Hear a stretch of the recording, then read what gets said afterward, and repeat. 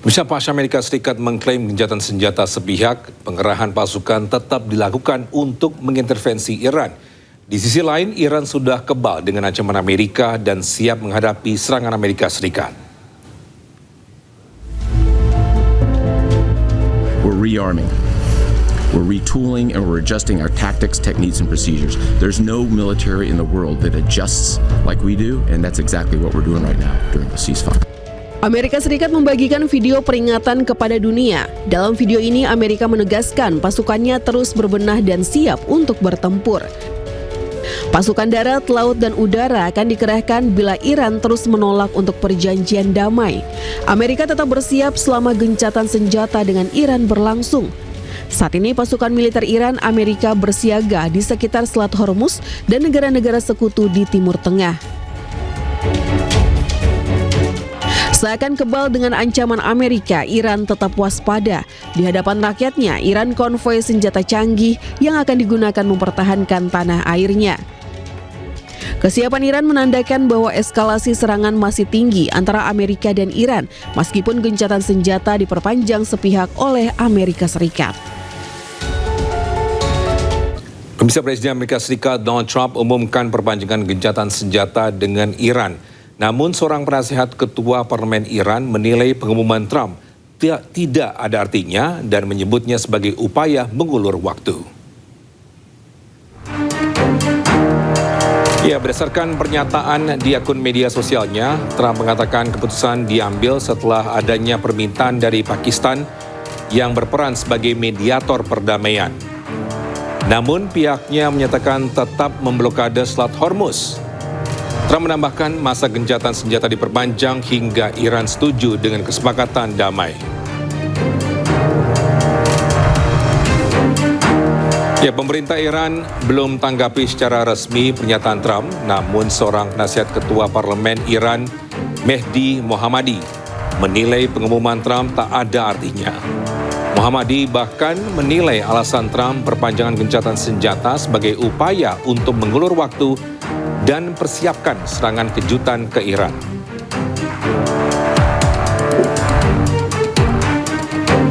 Ya, sementara itu Perdana Menteri Pakistan Shehbaz Sharif berterima kasih kepada Presiden Donald Trump yang putuskan perpanjangan gencatan senjata dengan Iran.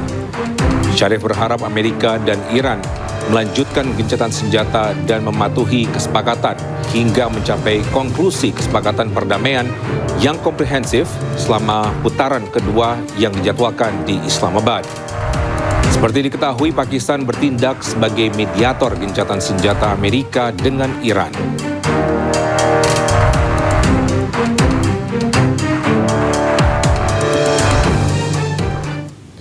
Ya, sebelumnya pihak Pakistan serukan pihak Amerika Serikat dan Iran untuk memperpanjang gencatan senjata.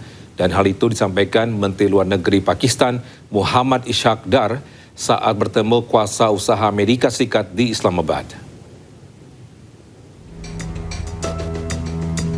Ya, dalam pertemuannya dengan kuasa usaha Amerika Serikat Nellie Baker, Menteri Luar Negeri Pakistan tekankan Amerika Serikat dan Iran pertimbangkan terjadinya lagi dialog dan diplomasi.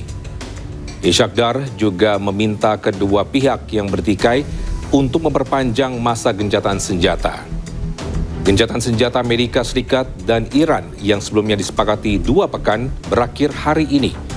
Namun kedua pihak saling tuduh melanggar gencatan senjata tersebut.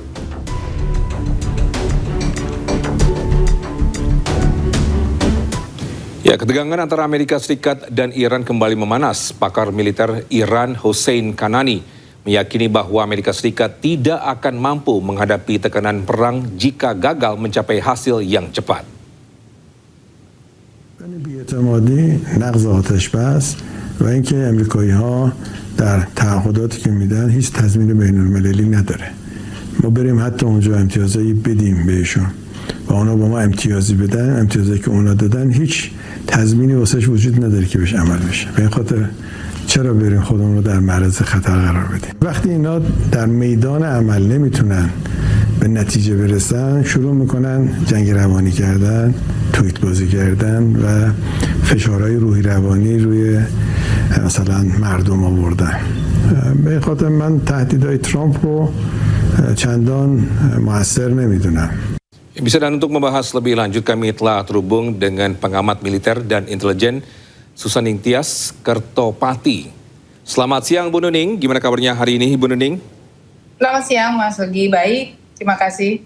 Kemudian kita langsung saja nih secara geopolitik, apakah perpanjangan gencatan senjata ini benar mencerminkan penurunan tensi atau justru hanya pause taktis dalam perang ini?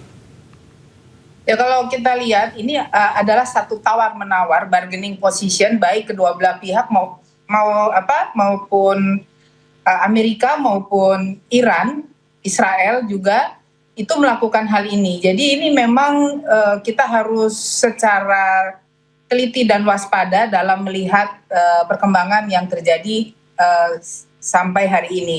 Jadi ada nampak sekali bahwa Amerika melakukan perang kognitif dengan melakukan tekanan-tekanan psikologis kepada Iran. Sementara Iran pun juga memainkan perannya supaya Iran dan sekutunya serta proksinya itu dapat mempertahankan kekuasaannya terhadap Selat Hormuz. Nah, di sini kita harus melihat bahwa alasan dari Amerika, dari Donald Trump sendiri adalah perpanjangan ini dilakukan untuk memberi waktu bagi Teheran guna menyusun proposal negosiasi, menyusul mediasi melibatkan Pakistan gitu. Dan Pakistan sendiri sudah melakukan dialog-dialog dengan berbagai macam pihak sehingga diharapkan pihak Pakistan itu juga berperan aktif di dalam proses ini. Nah, kita kan tahu ya bahwa di dalam komunikasi politik itu seperti Erving Goffman mengatakan ada panggung depan, panggung tengah, panggung belakang. Yang kita lihat melulu itu hanya panggung depan, perang misil, perang drone dan lain sebagainya. Tetapi lupa bahwa ada panggung belakang yang bisa saja dimainkan oleh kedua belah pihak, baik Amerika, Israel maupun Iran, bahkan Pakistan juga negara-negara lain yang punya kepentingan seperti halnya Rusia dan China. Itu juga harus menjadi satu atensi kita bahwa adanya sikap Iran seperti sekarang ini atas pengaruh siapa? Apakah pengaruh dari proksi, pengaruh dari sekutu, juga pihak Amerika maupun Israel itu ya kita harus lihat bahwa memang Amerika ini punya bargaining position bahwa tidak mau kepentingan mereka di kawasan Timur Tengah ini menjadi satu hal yang dalam perkembangannya tidak bermanfaat begitu.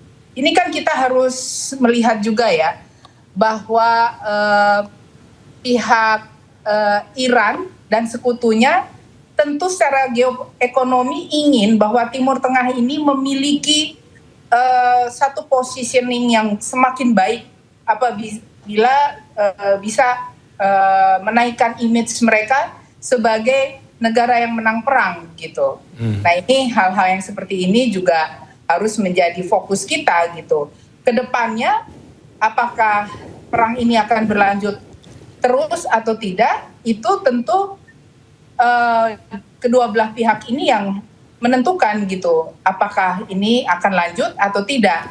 Kalau saya lihat, kita tidak hanya bisa melihat dari peran panggung depan saja, tetapi justru yang paling penting panggung belakang. Siapa saja yang bicara, siapa saja yang terlibat, sehingga menghasilkan gerakan-gerakan yang secara simultan ada di panggung depan. Baik, Bu Nuning, ini juga kita tahu Iran sendiri ini menyebut gencatan senjata ini bukan akhir konflik, tapi seberapa rapuh situasi saat ini menurut Ibu Nuning sendiri?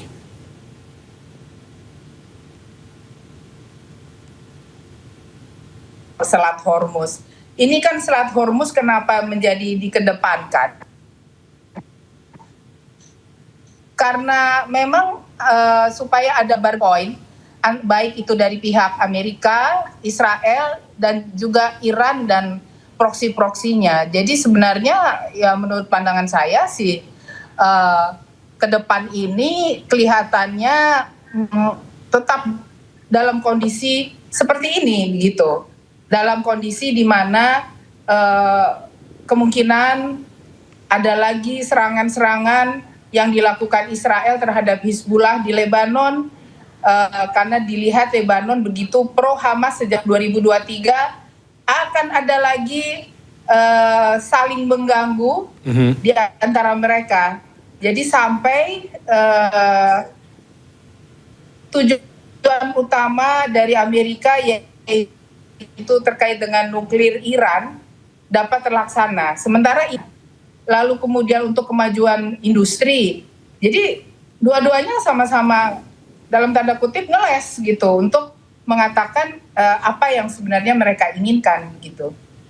Kalau kita lihat kan pihak Iran ini ingin bahwa pengaturan Selat Hormuz itu tetap ada di tangan Iran dan Oman serta para proksi. Jadi dalam ke depan nanti kalau mereka saling bertahan tentu tidak ada kesepakatan apapun. Demikian. Apalagi kalau saya lihat Amerika yaitu Donald Trump juga harusnya mengirim J-Defense lagi ya.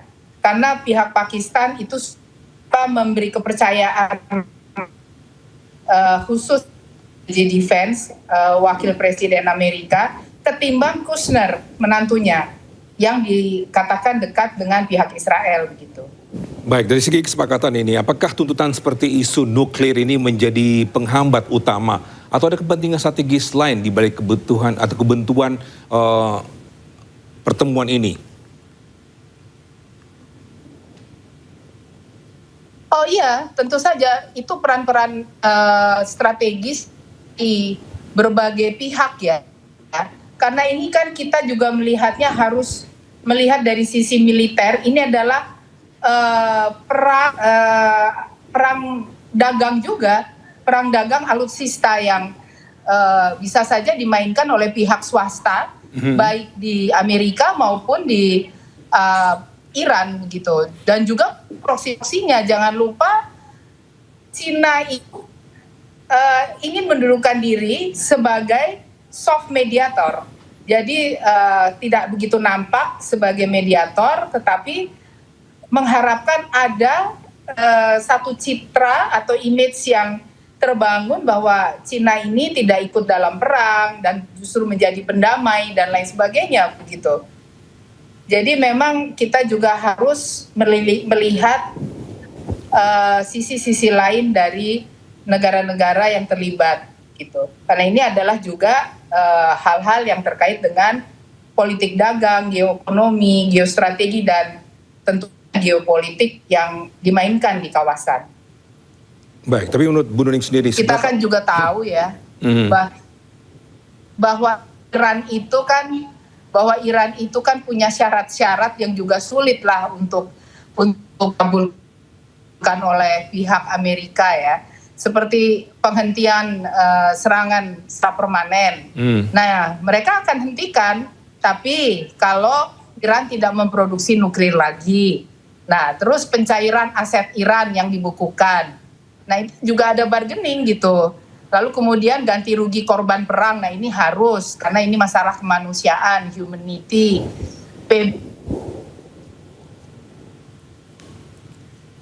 Di poin ini dari Iran. Nah, itu sebagai kekuatan Iran untuk menyampaikannya kepada publik dunia bahwa kita tuh nggak mau yang penting pengaturan Selat Hormuz itu ada di Iran dan Oman. Kan yang tidak boleh sebenarnya kan hanya Amerika dan Israel serta sekutu-sekutunya begitu. Kalau yang lain-lain bebas-bebas aja begitu. Baik, Bu Nuning, ini yang kita khawatirkan ini sedikit saja, yang kita khawatirkan perang ini di Laut Bebas itu bisa sampai ke wilayah kita gitu melalui Selat Malaka. Itu saja. Baik, Bu Nuning, ini dah mungkin menurut Anda dalam skenario terburuk, seberapa besar peluang perang terbuka kembali ini akan terjadi dalam waktu dekat? Jika ini gagal, perundingan kedua ini gagal, maka kemungkinan besar perang itu akan terjadi lagi. Sementara pihak orang mengamati bahwa Amerika sudah hampir habis alutsistanya, misilnya. Demikian juga Iran. Tapi kita harus kembali kepada mission daripada militer dunia. Mereka tidak akan menyampaikan sebesar apa alutsista yang dimiliki mereka. Bagaimana kita bisa tahu bahwa Amerika sudah kehabisan alutsista ya, kehabisan misil ya. Saya rasa sih mereka masih memilikinya dan dipersiapkan, demikian juga Iran. Tetapi kita juga yang paling harus hati-hati adalah perang cyber, perang kognitif, perang informasi, dan second track diplomasi yang dilakukan oleh semua pihak. Ini bisa aja masuk ke hal-hal yang bersifat, mohon maaf ya, ini yang tidak pernah dipikirkan, yaitu suatu hal yang bersifat hoax, gitu, sehingga memperkeruh situasi dan keadaan.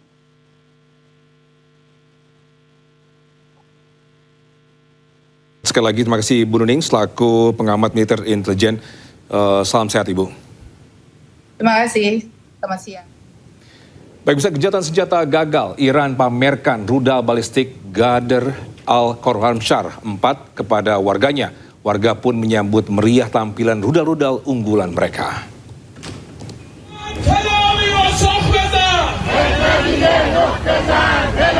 Rudal balistik Ghadir dan Khorramshahr 4 dipamerkan di pusat kota Tehran. Tindakan ini seakan menjadi pesan visual bagi lawan-lawan Iran akan kelengkapan alutsista Iran. Rudal ini ditunjukkan saat aksi unjuk rasa warga pro pemerintah Iran. Dalam acara ini, massa meneriakkan slogan anti-Israel dan Amerika Serikat. Massa juga memberikan penghormatan kepada Komandan Dirgantara Korps Garda Revolusi Iran, yaitu Majid Musavi. Dalam aksi pamer kekuatan ini, Iran tegaskan tidak takut hadapi serangan Israel dan Amerika Serikat. Iran juga mengingatkan negara tetangga untuk tidak ikut campur dalam konflik antara Iran, Israel, dan Amerika Serikat.